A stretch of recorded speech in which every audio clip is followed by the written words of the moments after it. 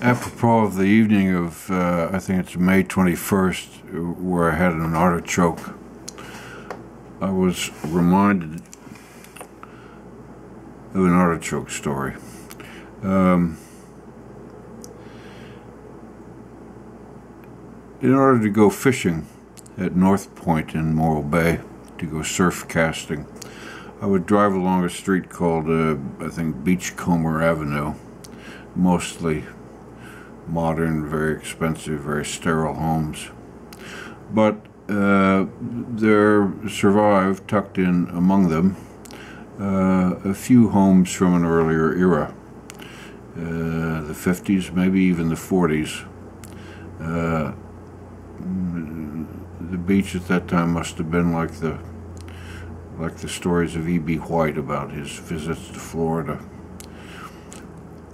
In any case, one of these homes, a modest blue-colored little ranch house, had some artichokes growing out in its scruffy yard, with artichokes on the top, and I was very tempted to harvest them, but I never did.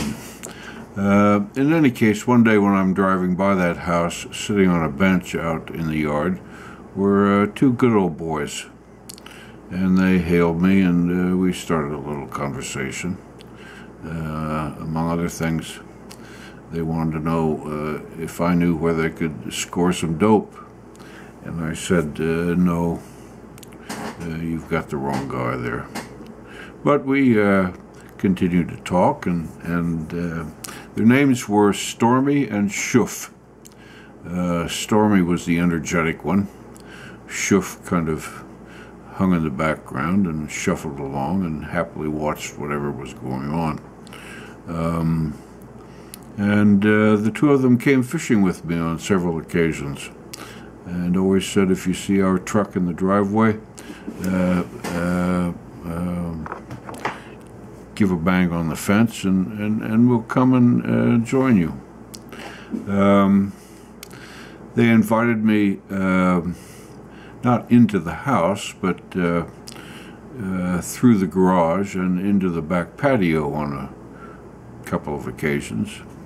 I remember they showed me the outline of a fish they had drawn on the side of the wall that they had caught and shared. I seem to remember it was with Stormy's mother.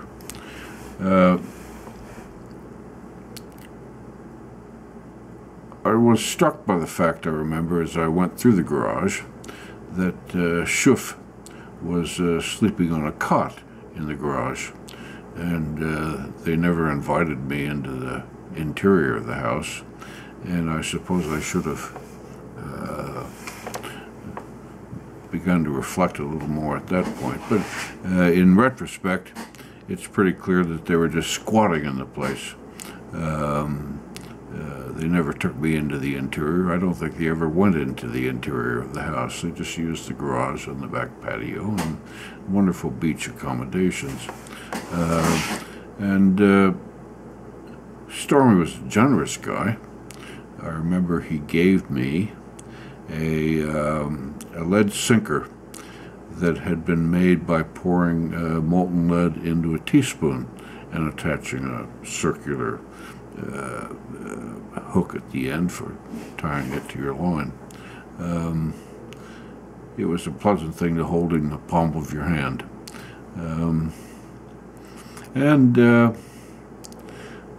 I think the owners were fortunate to have them as temporary tenants. I think they respected the place and never presumed to go inside, just to use the garage and the back patio.